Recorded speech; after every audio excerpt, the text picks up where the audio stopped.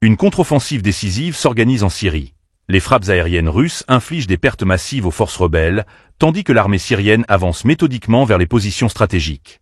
La question demeure. Cet élan suffira-t-il à inverser le cours du conflit?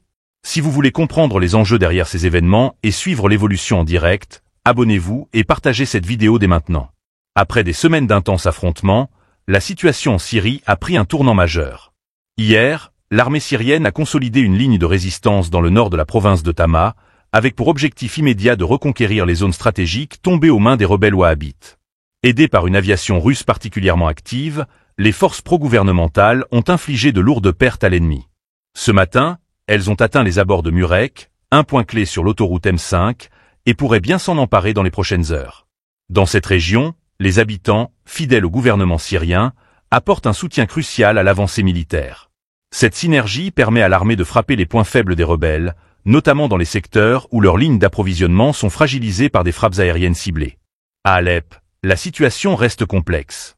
Dans le sud de la province, les forces syriennes peinent encore à stabiliser le front face à la résistance des rebelles, malgré le soutien aérien russe. Toutefois, la situation pourrait évoluer avec l'arrivée imminente de renforts irakiens. Ces troupes, affiliées à Al-Asht al-Shabi, ont été repérées traversant la frontière depuis l'Irak, un mouvement qui souligne l'implication croissante des acteurs régionaux dans le conflit.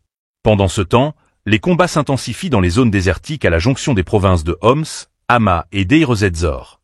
Les rebelles, profitant de ces vastes étendues pour manœuvrer, ont tenté de semer la confusion en multipliant les rumeurs sur des avancées hypothétiques vers Damas ou Palmyre.